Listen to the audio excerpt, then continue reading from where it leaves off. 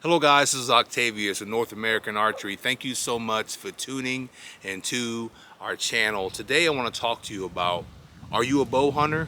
Then practice like it. The thing is the reason why I wanted to talk about this is that it's April and many of us are not even shooting our bows at all or shooting enough to be ready for deer season. Now, the reason why I say deer season for a bow hunter is because most people in North America go primarily deer hunting with their traditional bows or with a compound bow or a compound bow. Now, if you're somewhere else in the world, you may have other animals that you shoot, but here in North America, we typically go deer hunting. But you should be hunting all year long some sort of animal if you have access to them. You can go small game hunting, you could go squirrel hunting, you can go rabbit hunting, you can go quail, you can go pheasant hunting depending on where you live out in the country.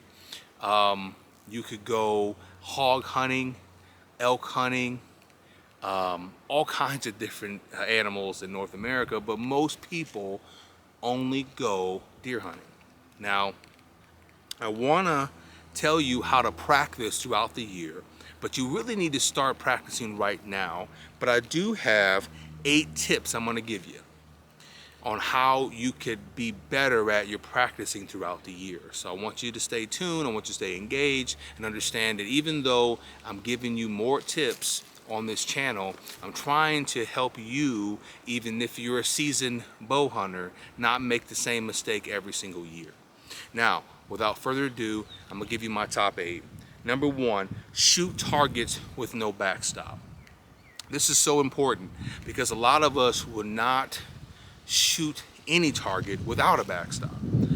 You want to shoot them with no backstop because you're not going to have a backstop a lot of times, no frame of reference on how far that deer is going to be in the woods, okay? Because all you're going to have is a bunch of trees and a shooting lane. And so you're going to need to know where that deer is at in relation to where your deer stand or your blind is, especially on field edges. If you have a deer coming through on a field edge, coming out of the woods, coming across your shooting lane, you're gonna need to know how far that animal is pretty quickly. You're not gonna have a hay bale sitting behind the deer. You're not gonna have that. So you wanna practice with shooting your bow with no backstop, and that's what I'm doing today. Actually, I'm out here on this beautiful day here in North Texas, the spring day right now. Actually, it's our spring, and I'm trying to work on a lot of different things. One of them is not having a backstop, moving the target around, focusing on different spots on just a regular block target. Number 2 is practice shooting how you plan to hunt.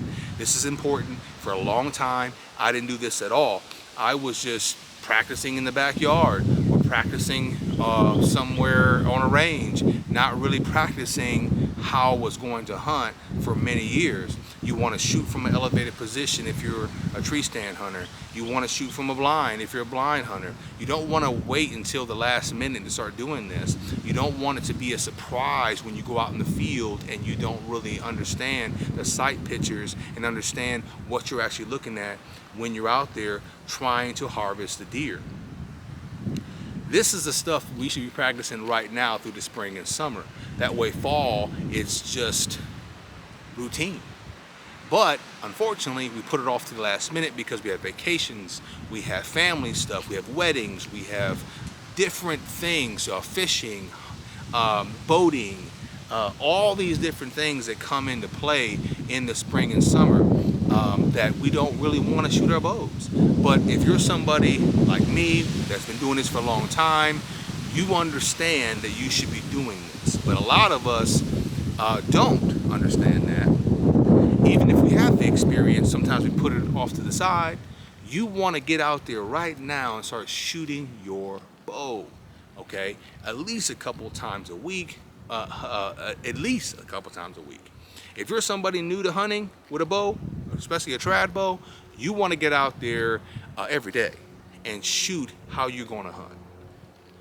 Number 3, Practice targets in places to simulate shooting lanes.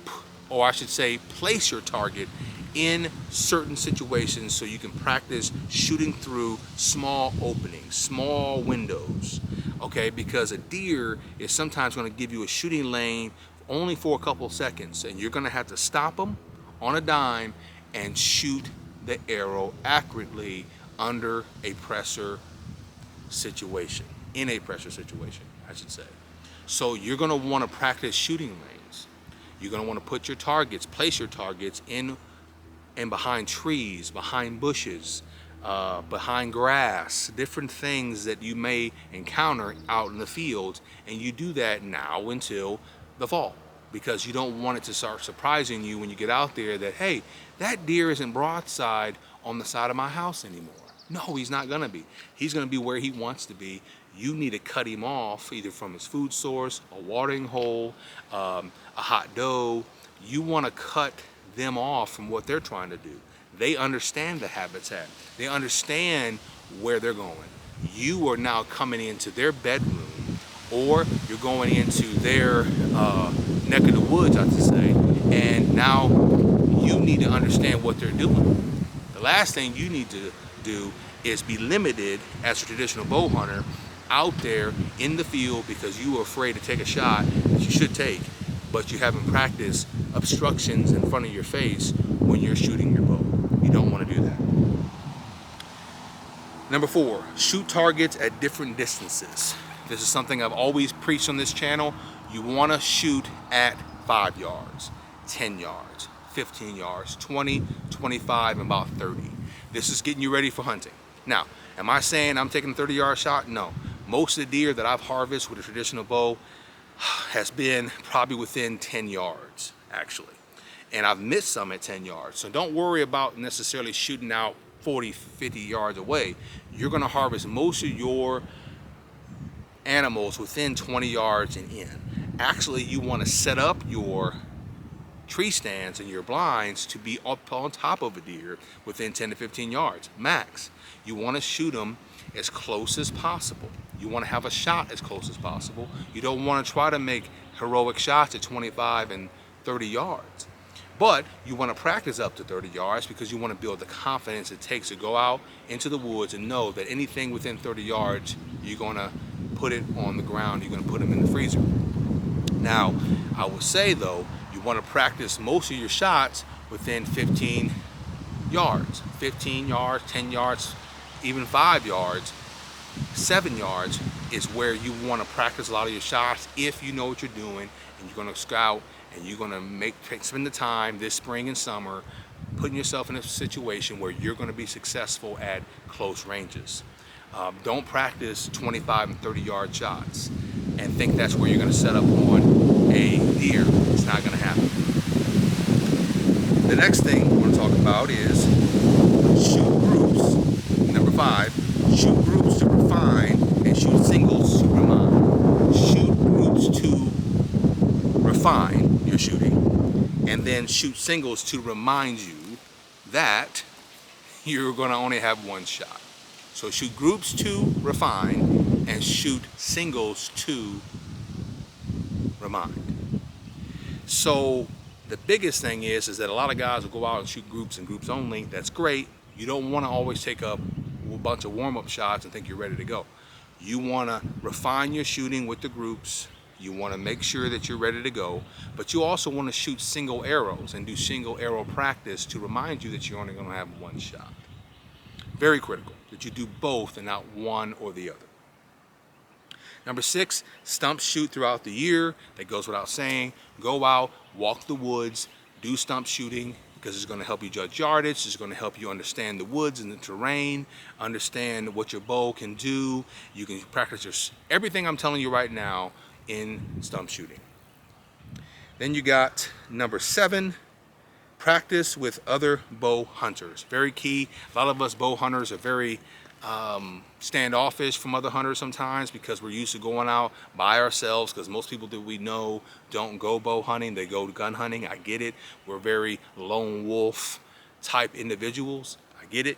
I'm one of those guys where I can go out in the woods for a week straight and not see anybody. I get it.